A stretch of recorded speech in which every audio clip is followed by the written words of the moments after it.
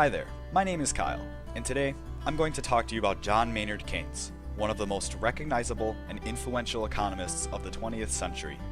Many of you have likely heard of his name from the popular Keynes vs. Hayek rap video on YouTube. I hope that you enjoy this presentation, and I hope that Dr. Borst finds most of this information to be correct. And even if I'm not 100% correct, as Keynes would always say, it is better to be roughly right than precisely wrong. So these are just some of the main points that I wanted to cover in this presentation. I wanted to talk a little bit about his early life and background information, what exactly Keynesian economics is, and why Keynes was significant in the 20th century.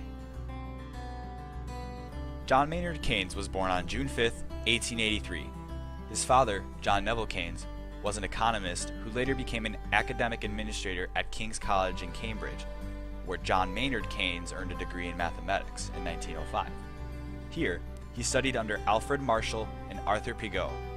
These individuals influenced him when writing his tract on monetary reform, which talks about the fluctuations in the value of money over time. Keynes soon worked for the civil service in Britain, where he worked specifically with the Indian Office. While there, he collected the material for his first book in economics, Indian Currency and Finance, in which he described the workings of India's monetary system. He became a lecturer at Cambridge in 1908 and then found himself working for the British Treasury. By 1919, he was the Treasury's principal representative at the peace conference at Versailles. He resigned this position because he thought the Treaty of Versailles was overly burdensome for the Germans. He had said that this would be the devastation of Europe. Now, I'm going to talk a little bit about Keynes's important economic contributions. One of Keynes's first economic contributions can be found in his writing, The General Theory of Employment, Interest, and Money, which talked about the solution to high unemployment. He said that full employment cannot always be reached by making wages low. He said unemployment is caused if people don't spend enough money. Therefore, people need to keep spending in order for the economy to succeed. Keynes also wanted to increase government spending. Therefore, more businesses would be saved, more products would be out on the market, and more people would be willing to throw their money back into the economy. Keynes also said that he did not like Say's law, which talked about how supply creates demand. He believed in the exact opposite, in that output is determined by demand. When Keynes said that government should play a major role in the economy, that idea broke away from laissez-faire economics of Adam Smith. Adam Smith talked about how economies function best when markets are left free of government intervention. Many economists were very surprised when Keynes said the government should step in and bail out the economy in, let's say, a recession. He argued that recession was just another way to say that businesses and people were spending less, which, in turn, would result in job losses. Keynes' solution to the problem was that government should borrow money and boost demand by pushing the money into the economy. Once the economy recovered and was expanding again, government should just pay back the loans. Little of Keynes' original work survives in modern economic theory today, as his have been endlessly revised, expanded, and critiqued. So yes, technically Hayek won, but technically the Keynesian theory has died a couple times, so it's really hard to say. All of that being said, Keynes has inspired many economists and sparked numerous economic theories, even after he passed away in 1946. If you enjoyed this video, please go ahead and hit that like button. If you have any questions, feel free to leave a comment in the comments section below. My present-day self would be more than happy to answer your questions as well. I will also add a link to the rap video and all of my sources in the video description below. Thanks for watching.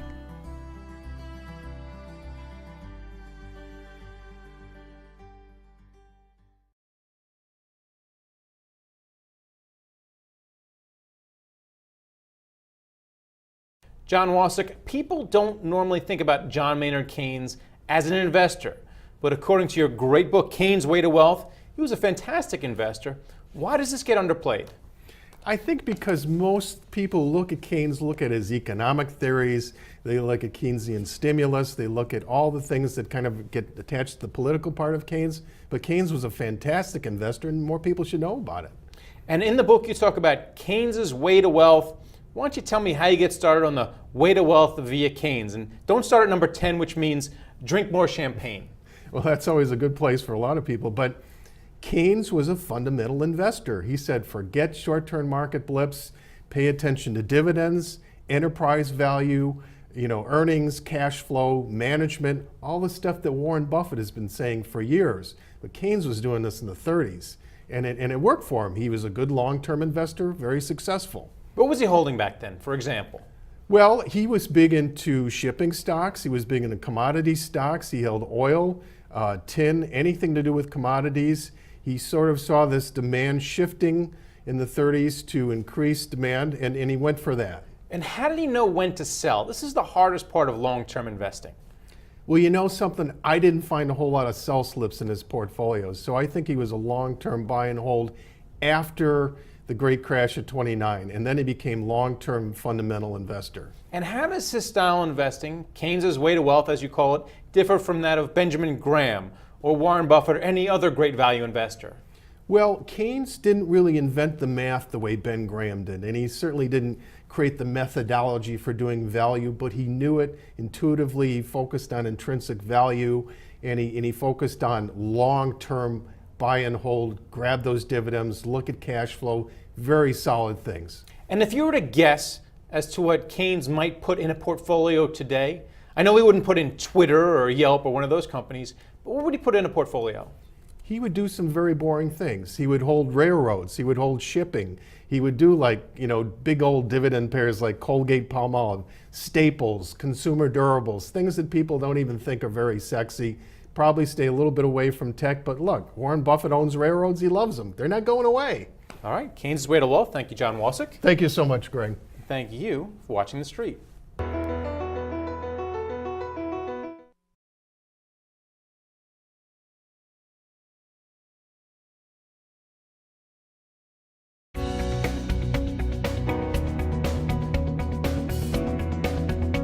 Hello again. If you've been following our series on the lessons to learn from market history, you'll know that one of them is to avoid trying to time the market. In part 4, we gave the example of the brilliant economist John Maynard Keynes. He thought he could work out when markets were about to rise and fall, but came to realize that even he couldn't manage it. Now, 2 British academics have published a paper on this very subject. Professor Elroy Dimpson on the left of the picture and Dr. David Chambers on the right are from Cambridge Judge Business School. Keynes actually went through a very steep learning curve in terms of his investment activities. He, as well as investing for himself, he invested for a number of institutions. In particular, however, he looked after the money of his college, King's College here in Cambridge, where he ran that particular fund from the early 1920s up until his death in 1946. The fascinating thing is that Keynes started off believing that it was possible for him to time when to put money into stocks, take it out of cash or take it out of bonds, put it into stocks, and then take it out again when he thought the market had reached a peak. He, despite being, one would think, well positioned to execute a strategy like that, because he was already a preeminent economist, he was one of the founders of the leading economic statistical service in this country, the London and Cambridge Economic Service. So he was looking at all this data related to the economy and industry and the stock market. Notwithstanding those advantages, he was unable to spot the fall in the market in London that came in the autumn of 1929, and he had committed his portfolio in quite a significant way to investing in stocks. So that was a very painful experience for him. And what our research has shown, that during the course of the subsequent years in the early 1930s, he did actually significantly change the way that he approached investment. And he moved to what we would call today a bottom-up approach, which was a much more patient, long-term approach, a buy-and-hold approach we call it today. Subsequently, in the later 1930s, in 1937 to 38, when the London market experienced another significant fall, he didn't worry too much about trying to time getting in and out of shares. He just stuck with those stocks that he really liked. So that was an extremely radical change, and I think it illustrates that market timing does remain an extremely difficult thing to do. So, if not even Keynes could time the market, it stands to reason that for the amateur investor, it's all but impossible. We should also treat with skepticism the claims of so-called experts that they have the knowledge and skill to get in and out of the market at just the right time. Here's Professor Dimson. Any investor that has the choice should always go for having very good foresight, because hindsight is misleading.